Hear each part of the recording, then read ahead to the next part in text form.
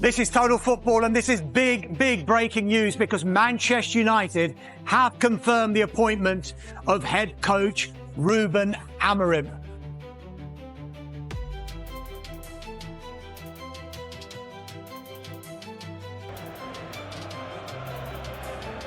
You have probably seen the new man in charge of the Red Devils, and you're probably wondering what the Portuguese sensation has to offer. Ruben Amorim was appointed Manchester United head coach on the 1st November 2024, replacing Erik ten Hag. Born in Lisbon, Amorim began his professional playing career with hometown club Belenenses in 2003, before moving to Benfica in 2008. During his time as a midfielder at Benfica, Amorim enjoyed significant success, winning 3 Primeira Liga titles. But how much do you really know about the man behind Sporting's recent success? In today's video, we'll uncover 9 fascinating facts about Ruben Amorim that might surprise you. Let's dive in. He was a versatile player.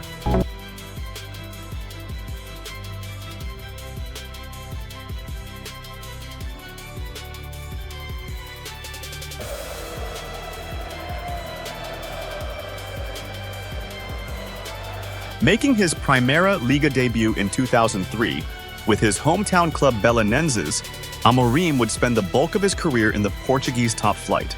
He sealed a move to Benfica in 2008 and played there more times than any other club across his time as a footballer. He was known for his versatility, able to play in central midfield as either a defensive or a more attack-minded footballer. He could also operate at right back if needed. Had he played in the modern era, he seems like a perfect fit to do the inverted fullback role. 2. He played for Portugal.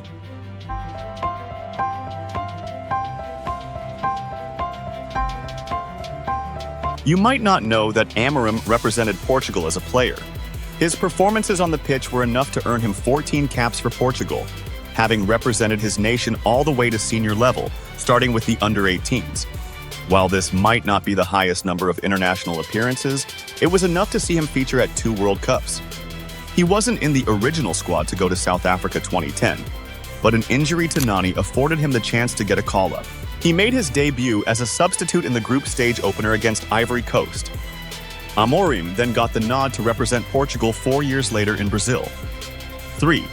He won a league title as a rookie coach.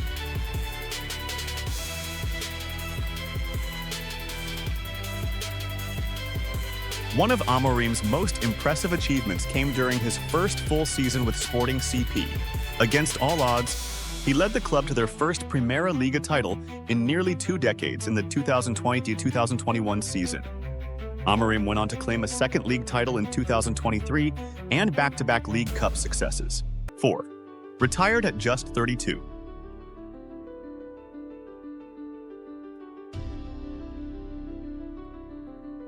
Sadly, off the back of a treble-winning season in 2014, he picked up an anterior cruciate ligament injury, which would see him sidelined from August until February 2015. He was then loaned out to Al Wakra in Qatar, but was never the same player. He returned to Benfica after 1 season away, but didn't play. In 2017, following more than a year without featuring, the 32-year-old decided to terminate his contract with Benfica and retire. During his career, Belenenses and Benfica were his only 2 permanent teams, while he also spent time on loan at Braga and the aforementioned Al Wakra. 5. Did an internship under Jose Mourinho.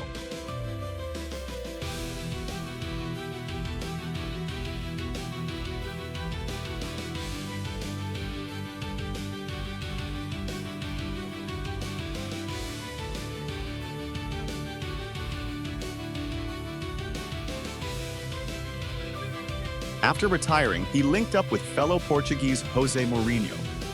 Amorim was one of 3 young coaches from the 2018 edition of High Performance Football Coaching to do their internship under the then Manchester United manager. It appears they still have a lasting relationship too. After Sporting beat Arsenal in the 2022-24 Europa League and Roma also progressed, Mourinho sent his former student a message. Amorim explained, "There will never be another Mourinho. He is one of a kind, and he has already sent me a message saying that the old man and the young one have both qualified to the next round." 6. Suspended from coaching for 1 year. everybody here is underperforming.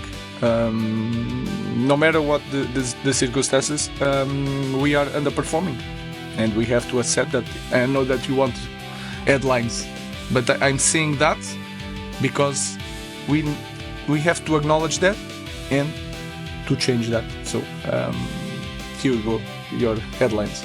Amorim started working as a manager in 2018 with Portuguese 3rd Division team Casa Pia.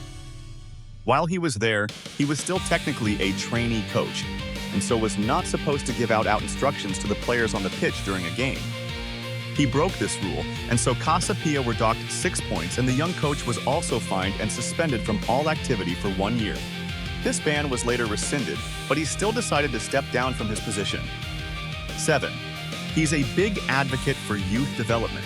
During his time at Sporting, the club saw a resurgence in promoting youth talent. Players like Nuno Mendes and Gonçalo Inácio have thrived under his management, showcasing his ability to nurture and trust young stars.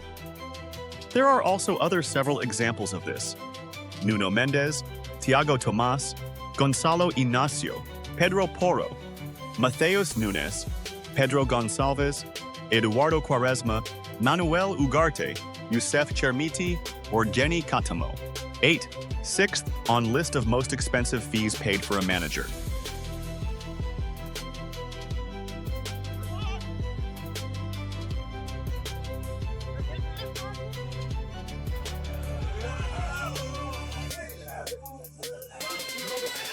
He ended up at Braga as a reserve coach, but got the main job just 3 months later. Having won the Taça da Liga, Portuguese League Cup, there as a player, he led the same club to triumph in that competition as a manager. This helped him earn a move to Sporting in 2020. Despite only having 2 months of top-flight experience, Sporting paid £8.55 million for his services. At the time, this was the 3rd highest transfer fee for a manager in history. Manchester United also paid £8 million for Amorim to secure his services. He's currently 6th on the most expensive fees for a manager, only behind Enzo Maresca, Vincent Kompany, Graham Potter, and Julia Nagelsmann. 9. Wanted by Chelsea before Graham Potter.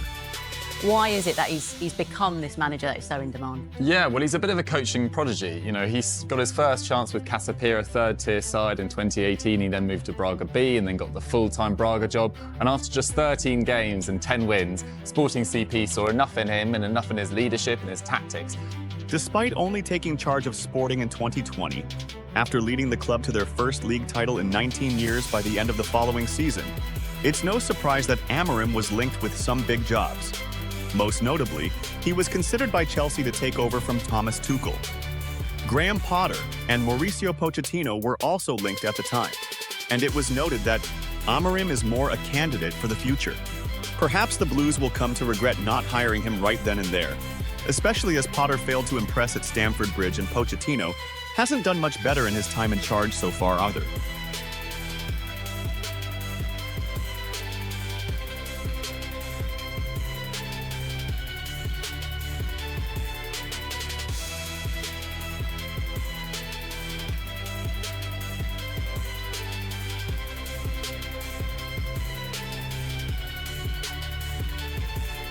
Os 100 jogos, vale o que vale, eu espero testar mais 100.